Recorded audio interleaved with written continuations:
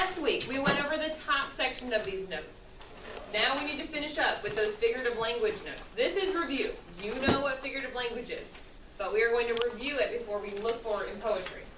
So, on the left-hand side, in that second, in the left column, is where you're going to be writing down your own notes. All right, so Jacob Shreve's going to read us what figurative language is from his notes. Figurative language is used to express ideas that are not literally true. Right. Raise your hand if you've ever heard somebody say, literally, I'm so hungry I can hit a horse, or literally, I didn't sleep at all last night. Okay, hands down. What they actually mean is they're not being literal. They're using figurative language. So people actually say literally incorrectly. So the point, bless you, the point of figurative language is that it has poetic and creative impact. That it's more strong, more interesting than just saying he's extremely strong, which is literal. You can use figurative language and say he's as strong as an ox. It just gives you a better picture. Bless you. Instead of saying I run very fast, you can say I'm lightning. Literally, you're not lightning. Literally, you just run very fast. But this gives us a good visual. And lastly, instead of saying I'm very hungry, you can say I could eat a cow or I could eat a horse. That is figurative. All right, so our first kind of figurative language that we know what it is, but Robbie's going to read it to us. What's a metaphor? Comparing the qualities of two unlike things to achieve a creative effect.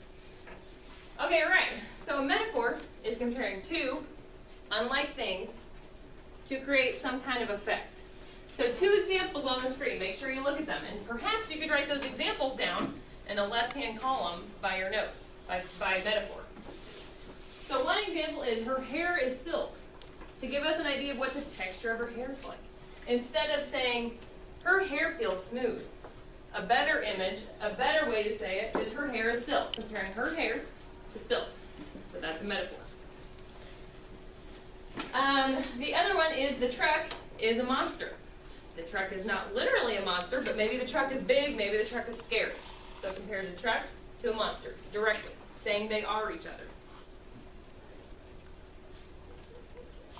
All right, these are what some students say when I ask for a metaphor. They say things like, she is crazy. Cats are funny. But it is not a metaphor because nothing's being compared there. These are just adjectives describing she and cats. And even though the word is in the middle, we're not actually comparing anything. Okay? Thumbs up if you feel like you understand metaphors. Thumbs down if you don't. Okay. There are 6 questions that you are going to try to answer. So, let me give you a hint for number 1. It says identify one example of a simile. You're going to find that simile in the first stanza. Good, don't say it out loud. All right, we are going to try to do this on our own because we have a test on Thursday, and I want to see how you do on your own. So, 10 minutes. If you don't get it finished, not the end of the world. Just do your best. Go. You have to write down. What if you just explain which one? For your exit slip today, I want you to prove to me that you understand this figurative language. So there are 3 pretty simple examples of these 3 types of figurative language up on the screen. So you can, instead of doing bullet points, you can number 1, 2, 3 if you want. So the answer for each of these is either simile, metaphor, or personification. I'm not going to tell you if any of them get used twice. Just do what you think it is.